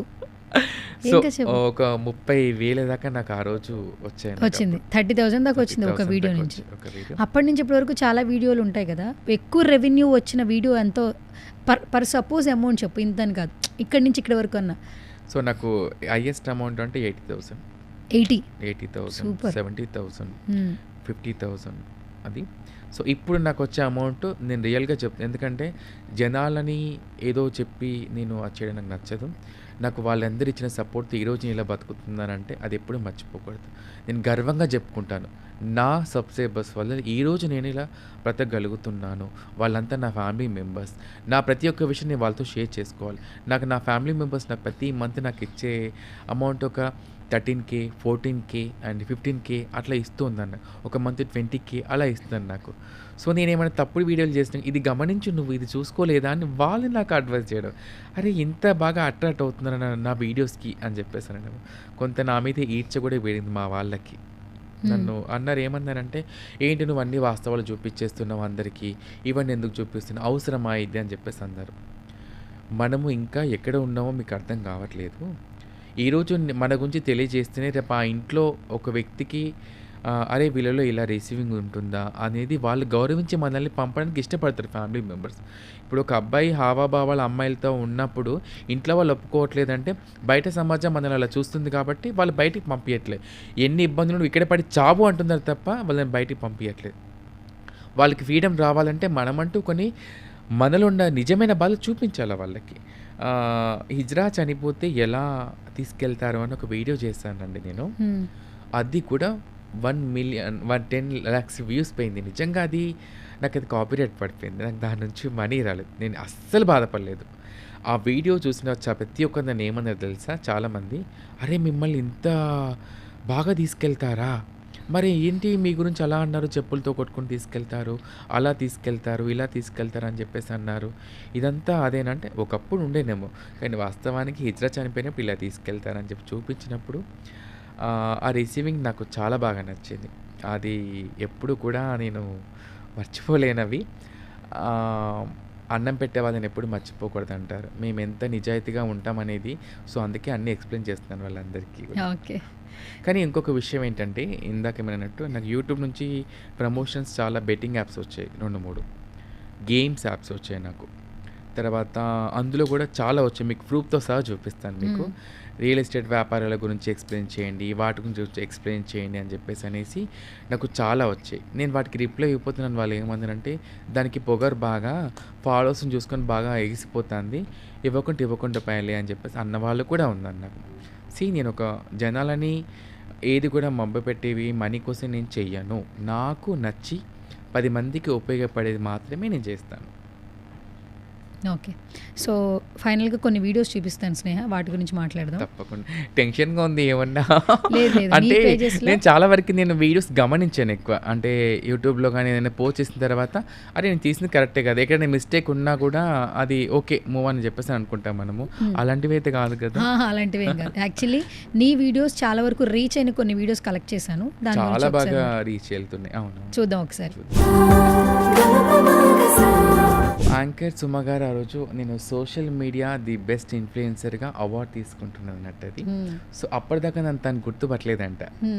సో, అక్కడ వాళ్ళు అనౌన్స్ చేస్తారు కదా! సో, ట్రాన్స్‌జెండర్ స్నేహ అనగానే ఆమె షాక్. ట్రాన్స్‌జెండర్ ఇన్‌ఫ్లుయెన్సర్ ఉన్నారా? అని చెప్పేసి అనేసి నన్ను చూసి షాక్ అయిపోయింది. నువ్వు నీ వీడియోస్ అన్నీ నేను చూస్తూ ఉంటాను అప్పుడప్పుడు. నేను ఇన్‌స్టాలో నీ రీల్స్ అని చూస్తూ ఉంటాను. సో, నువ్వా నేను ఎక్స్‌పెక్ట్ చేయలేదు. సో, ఒక ట్రాన్స్‌జెండర్ ఇన్‌ఫ్లుయెన్సర్ అవ్వడం అనేది మామూలు విషయం కాదు. నువ్వు నంబర్ 1 స్థానంలో ఇలా నీకు నేను అవార్డు ఇవ్వడం నిజంగా చాలా హ్యాపీగా ఉంది. అండ్ సుమా మేడం గారు కూడా చాలామంది ట్రాన్స్‌కి ఎంప్లాయ్‌మెంట్ జీవనోపాధి కల్పించారంట. అంటే రైతు బజార్ పెట్టించడము, కొన్ని ఎంప్లాయ్‌మెంట్ అవకాశాలు కల్పించారు. నాకు అది కూడా చెప్పారు అక్కడ. సో, నాకు తను మన ఛానల్ అక్కడ సబ్‌స్క్రైబర్స్‌ని చూసారు అక్కడ. సో, ఇంతమంది ఫాలోవర్స్ ఉన్నారా నీకు? అండ్ నువ్వు ఇలాగే ముందుకెళ్ళాలి, నీకు నా సపోర్ట్ ఉంటుంది. అండ్ ఎప్పుడు కూడా నువ్వు ఏం టెన్షన్ పడకు, ఏదైనా ముందడిగే అని చెప్పేసి అని అన్నది. తర్వాత అన్నారు నేను ఇంటికెళ్ళి నేను ఈ ఛానల్ చెక్ చేస్తానని చెప్పేసి అన్నారు అప్పుడు తను. నాకు నిజంగా చాలా హ్యాపీగా అనిపించింది. ఓకే. అండ్ ఇంకొక వీడియో చూద్దాం. యాక్చువల్లీ ఇంకొక వీడియో బాగా రీచ్ వచ్చింది నేను ఇన్‌స్టాగ్రామ్‌లో. నేను ఒక ట్రాన్స్‌జెండర్‌ని సార్. మా జీవనాధారం బెగ్గింగ్ తప్ప ఎలాంటి ఆధారం లేదు సార్. చాలా బాగుంది యాక్చువల్లీ. అండ్ విజయ్ దేవరకొండ గారి హెల్పింగ్ కావచ్చు, ఆ వీడియో తర్వాత నార్మల్గా ఆయన హెల్ప్ చేస్తే బయట చెప్పరట, బట్ ట్రాన్స్ కమ్యూనిటీకి హెల్ప్ చేశారు అని చెప్పి నువ్వు చెప్పిన తర్వాత చాలామంది విజయ్ దేవరకొండ ఫ్యాన్స్ పేజెస్లో ఈ వీడియో నేను చూశాను. అది చాలా వరకు 7 మిలియన్ దాకా వెళ్ళింది. సో, ఒకసారి ఆ వీడియో అండ్ ఆ వీడియో చూస్తే నువ్వు చాలా ఎమోషనల్ అయిపోతున్నావు. నిజంగా అంటే లాక్డౌన్ సిచ్యువేషన్లో చాలామంది ట్రాన్స్‌జెండర్స్ పూటగడవడం చాలా ఇబ్బంది పడ్డాం ఆ సిచ్యువేషన్లో. మేము నిజంగా చెప్తున్నాను, ఎవరు అన్నం ప్యాకెట్ ఇస్తారా అని చెప్పి రోడ్డు మీద తలుపు దగ్గర వచ్చి నిలబడ్డాం. ఒకరోజు చాలా మాకు రూమ్ రెంట్ కానీ చాలా ఇబ్బంది ఉండే అప్పుడు మాకు. నేను కొంచెం చెప్పాను కదా సోషల్ మీడియాలో కొంచెం యాక్టివ్గా ఉంటానని చెప్పేసి అనేసి నేను గూగుల్లో సెర్చ్ చేసినప్పుడు ఏ ఫౌండర్ని ఎవరైనా హెల్ప్ చేసే వాళ్ళు ఉంటారా అని చెప్పి చూసినప్పుడు విజయ్ దేవరకొండ ఫౌండేషన్ దాంట్లో వచ్చి చూశాను. సో, అది అప్లై చేయగానే ఇమ్మీడియట్గా ఆ టీం వాళ్ళు నేను దాంట్లో మెన్షన్ చేశాను స్పెషల్గా. నేను ఎందుకు అదంటే సో, వాళ్ళ దగ్గర ఉంటుంది కదా ప్రూఫ్‌తో సహా వాళ్ళకి. సార్ ఐఎమ్ ట్రాన్స్‌జెండర్, నేను ఒక రోజుగా బెగ్గింగ్ చేస్తాను, నాకు ఇప్పుడు బెగ్గింగ్ అనేది క్లోజ్ అయిపోయింది, నాకు పూట గడవడంలో చాలా ఇబ్బంది ఉంది, సో మాకు కొంచెం హెల్ప్ చేయండి అని చెప్పేసి అనగానే చాలామందికి 24 అవర్స్లో కాల్ వస్తుంది మీకు అని చెప్పేసి అన్నారు. నాకు 16 నిమిషాల్లో కాల్ వచ్చింది. 16 మినిట్స్లో. నిజంగా చెప్తున్నాను. ఆ రోజు ఫౌండేషన్ నుంచి ఉంటారు కదా పక్కన హెడ్స్, వాళ్ళు కాల్ చేశారు. మీరేం చెప్పకండి, మాకు అంతా అర్థమైంది, మీరు వెళ్ళి ఇమ్మీడియట్గా రేషన్ తీసుకోండి అండ్ మీరు ఎంత కావాలో మీరు ఎంతమంది ఉన్నారో అంతమందికి తీసుకోండి అని చెప్పేసి అందరు కూడా అప్లై చేయమన్నారు అది కూడా. సో, అదొక ఎత్తు అయితే నేను మా కుటుంబాన్ని నేనే చూసుకుంటాను. నేను మా అమ్మగారు జరిగిపోయారు, నాన్నగారిని, చెల్లిని, తమ్ముడి బాధ్యత నాదే. అప్పుడు మా ఫ్యామిలీ మెంబర్స్కి కూడా ఫుడ్డు చూసుకొని చాలా ఇబ్బంది పడ్డాము. మా వాళ్ళకి కూడా చెప్పాను, ఎవరైనా రోడ్డు మీద ఎవరైనా ఫుడ్ ఇస్తే చూడడానికి ట్రై చేయండి అంటే. అది నిజంగా మాకు తెలీదు అంత క్లోజ్ అయిపోతుంది సడన్గా అని చెప్పేసి అనేసి. సో వాళ్ళు కూడా అలా వెతకడం, ఎవరు రేషన్ సపోర్ట్ చేస్తారు, ఎక్కడేం చేస్తారు అని చెప్పేసి అనేసి. అప్పుడు ఆ రోజు నేను మా తమ్ముడితో అండ్ మా చెల్లితో అప్లై చేయించాను. సో వాళ్ళకి కూడా ఇమీడియట్గా కాల్ వచ్చి వాళ్ళకి కూడా వెంటనే రేషన్ సపోర్ట్. ఆ రోజు మా తమ్ముడు ఉరికిన ఆ విధానం చూస్తే నిజంగా తట్టుకోలేను ఆ రోజు. ఎందుకంటే ఆకలి బాధ తెలిసింది ఆ రోజు. నాకు ఆయనకు థ్యాంక్స్ చెప్పే అవకాశం కోసం చాలాసార్లు ఎదురు చూస్తాను నేను. సో ఒక ఛానల్లో ఇంటర్వ్యూతో తను చూసారంట. చూసి ఎవరైతే ఉంటారు కదా తన టీం మెంబర్స్, వాళ్ళని తనకి పిలిచి ఆ సార్కి తెలియకుండా సర్ప్రైజ్ ఇప్పించారు అక్కడ. ఆ ఫేస్లో తెలిసిపోతుంది ఆయన ఫేస్లో. యాక్చువల్లీ నువ్వు మాట్లాడుతుంటే ప్రతిదీ ఆయన వినేది కొంచెం సడన్గానే పిలిపించారన్నట్లే తెలుస్తుంది. తను నేను మాట్లాడిన తర్వాత కూడా బయటకు వచ్చిన తర్వాత అన్నారు, స్నేహ నువ్వు అడిగారు నన్ను ఏం చదువుకున్నావు అది అని చెప్పేసి. సో ఎంత బాగా మాట్లాడుతున్నావు నువ్వు, సో నీ ద్వారా 16 మందికి నేను ఇలా హెల్ప్ చేయగలనంటే ఐఎమ్ సో హ్యాపీ. ఇది నా ఒక్కని ప్రయత్నం కాదు, అది మనందరి ప్రయత్నం అని చెప్పేసి అని తను చెప్పడము. కానీ నిజంగా thank you so much Vijay sir, నేను ఎప్పుడు కూడా మర్చిపోలేను. అండ్ మీకు థ్యాంక్ యూ చెప్పాలి, ఎందుకంటే నాకు అది చూసినప్పుడు నాకు ఏడుపు వచ్చేస్తుంది నిజంగా. ఎందుకంటే ఆకలి బాధ ఎవరికైనా అది మామూలు విషయం కాదు అది. కానీ ఆ టైంలో ఉన్న బాధ మేము చెప్పుకోలేము అది. ఎందుకంటే కామన్ టైంలో మేము వెళ్ళి ఎక్కడైనా ఇలా కొట్టాడుకుంటే మాకు ఎవరొకరు భోజనం పెడతారు, పండో ఫలం ఏదో ఒకటి ఇస్తారు మాకు. అట్లాంటి సిచ్యువేషన్ నా కుటుంబానికి, నా ట్రాన్స్ మెంబర్స్కి హెల్ప్ చేయడం అనేది మామూలు విషయం కాదు. అది నేను చెప్పాను, తను క్లియర్గా అంత ఎక్స్ప్లెయిన్ చేస్తే షాక్ అయిపోయారు అక్కడ అంతా కూడా. సో ఇప్పుడు ఈ ఇంటర్వ్యూలో ఏం చెప్తావు విజయ్ దేవరకొండ గారి గురించి? అంటే ఒక ఎమోషన్ షేర్ చేసుకున్నావు, నిజంగా ఎంతోమంది ఆకలి తీర్చినట్టే కదా. సో హీరో విజయ్ దేవరకొండ ఆయన సినిమా హీరోనే కాదు, నిజంగానే రియల్ హీరో అని అనిపించుకున్నారు తను. ఎందుకంటే ఆ అవకాశం కోసం నేను ఎదురు చూస్తాను నేను. అరే ఈయన గురించి నేను ఏదో వీడియో థ్యాంక్స్ చెప్పడం కాదు, ఒక ప్లాట్ఫామ్ కావాలి నాకు ఆ ప్లాట్ఫామ్ వేదిక దొరకాలి అని చెప్పి నా దేవుడిని కోరుకున్నాను. నాకు ఆ దేవుడు కల్పించిన అవకాశము, ఆయనకి థ్యాంక్స్ చెప్పిన తర్వాత నిజంగా చెప్తున్నాను చాలా హార్ట్ఫుల్గా హ్యాపీగా ఫీల్ అయ్యాను. ఆ రోజు నేను నా మనసుకి నేను హ్యాపీగా ఫీల్ అయ్యానా, ఓకే డన్. తనకు నేను థ్యాంక్స్ చెప్పుకున్నాను. అతను స్టేజ్ మీదకి వచ్చి నాకు సెకండ్ ఇచ్చి, స్నేహ నువ్వేం ఫీల్ అవ్వద్దమ్మా, నేను ఎప్పటికీ నీకు సపోర్ట్గా ఉంటాను, ఈ ఒక్క విషయంలోనే కాదు తప్పకుండా నీకు నేను సపోర్ట్గా ఉంటానమ్మా అని చెప్పేసి అనేసి భరోసా కల్పించారు. And thank you so much Vijay sir, మీ యొక్క సపోర్ట్ ఎప్పటికీ ఇలాగే ఉండాలి అండ్ మీరు ఇంకా అంచెలంచెలుగా ఎదగాలి, ఇలాగే రియల్ హీరోగా అనే ఉంటూ అందరికీ కూడా సపోర్ట్ చేస్తూనే ఉండాలని చెప్పేసి అని ఇంకా చాలామందికి సర్జరీస్ అన్ని ఏదేదో చేశారంట. నాకు ఆ రోజు అక్కడికి వెళ్ళిన తర్వాత తెలిసింది ట్రాన్స్కి అండ్ అందరికీ. అక్కడ వాళ్ళు జెండర్ చూడట్లేదండి, మనం అనుకుంటాం హెల్పింగ్ అంతే, అది ఆడ మగ జెండర్ ట్రాన్స్ అని ఏం చూడట్లేదు అక్కడ. అయితే ఇప్పుడు విజయ్ దేవరకొండ గారిని బంగారు కొండ అని అనొచ్చు అయితే? తప్పకుండా విజయ్ దేవరకొండ మా బంగారు కొండ. ఓకే, ఇప్పుడు ఇంకొక వీడియో చూపిస్తాను స్నేహ. ఓకే, కుంభమేళ వెళ్తున్నప్పుడు ట్రైన్లో రైట్. సో అలా ఒకవేళ 100 రూపీస్ ఇచ్చినా కూడా వాళ్ళకి ఎంత కావాలో అంత తీసుకుని మిగిలిన చేంజ్ అయితే ఇచ్చేస్తున్నారు. ఆ వీడియో కూడా చాలా బాగా వెళ్ళింది అండ్ చాలా మంచి కామెంట్స్ కూడా పెట్టారు. సో చెప్పు అసలు ఆ వీడియో గురించి. సో అంటే నేను యాక్చువల్లీ మేము జనరల్లో వెళ్తున్నాం అప్పుడు కుంభమేళకి. సో కుంభమేళకి వెళ్ళే క్రమంలో వాళ్ళ పక్క బోగించి వస్తున్నారు. సో నేను వాళ్ళకి చెప్పలే వీడియో తీస్తున్నా అని చెప్పేసి అని వీడియో షూట్ చేశాను. వీడియో షూట్ చేసేటప్పుడు అక్కడ అంటే మా ట్రాన్స్జెండర్స్ ఎలా బిగ్గింగ్ చేస్తాము, సో ఎలా అడుగుతాము, ఏంటి మా విధానాలు ఏంటి అని చెప్పేసి అనేసి చాలామందికి చూపించాలి. నేను ఏదో తనని కావాలని చెప్పి 100 ఇచ్చి నువ్వు ఇవ్వమా అని అక్కడ ఏం చెప్పలేదు. ప్రాక్టికల్గా మేము ఎలా అడుగుతామో అలాగే చూపించాను అక్కడ. సో అక్కడ గమనించారు, అక్కడ అందులో ఒక అమ్మ వాళ్ళ కొడుక్కి డబ్బులు ఇచ్చి దీవించి మా కొడుకుని అని చెప్పేసి అని అంటుంది. కానీ ఆ అమ్మాయి వెంటనే ఆ 80 రూపాయలు ఆ అబ్బాయికి ఇచ్చేసి దీవించి వెళ్ళింది. అక్కడ గమనించండి, అక్కడ ఆ ఎల్లో కలర్ శారీ అమ్మాయి, ఆ అమ్మ 100 రూపాయలు ఇచ్చింది వాళ్ళ కొడుక్కి. చూడండి, అంటే మా దీవెనలు అంత పర్ఫెక్ట్గా ఉంటాయి అనేది అందరికీ తెలుసు.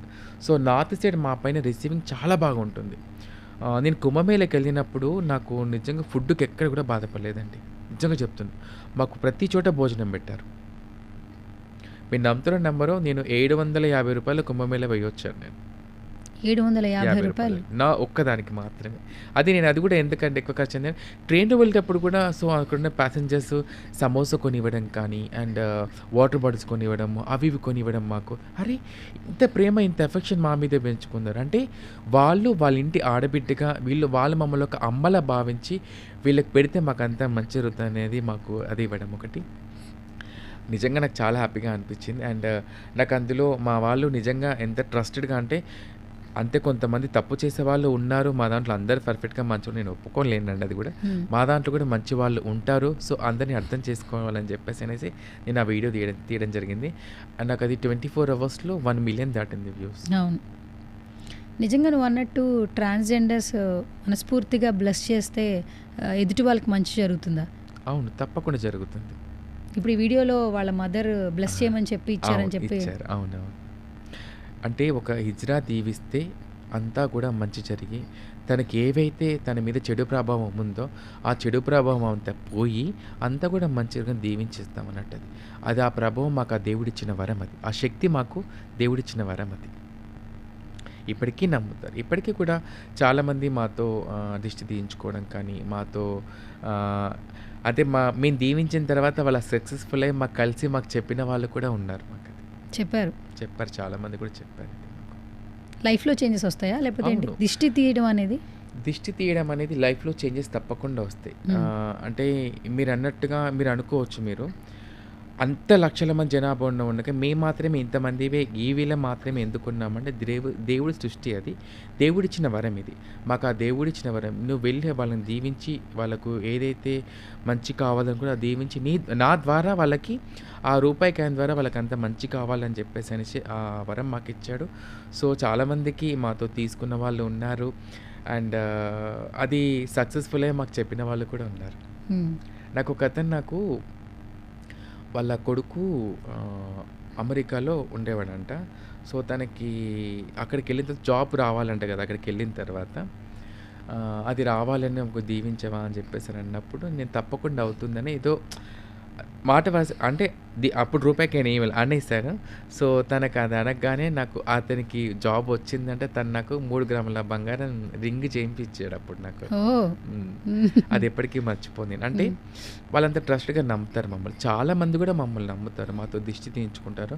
మాతో 1 రూపాయికైనా తీయించుకొని వాళ్ళు సక్సెస్‌ఫుల్ అయిన తర్వాత మాకు చెప్పిన వాళ్ళు కూడా ఉన్నారు. అవునా? సరే, ఓకే. నువ్వు ఇంత చెప్తున్నావు కాబట్టి నేను కూడా తీయించుకోవాలనుకుంటున్నాను.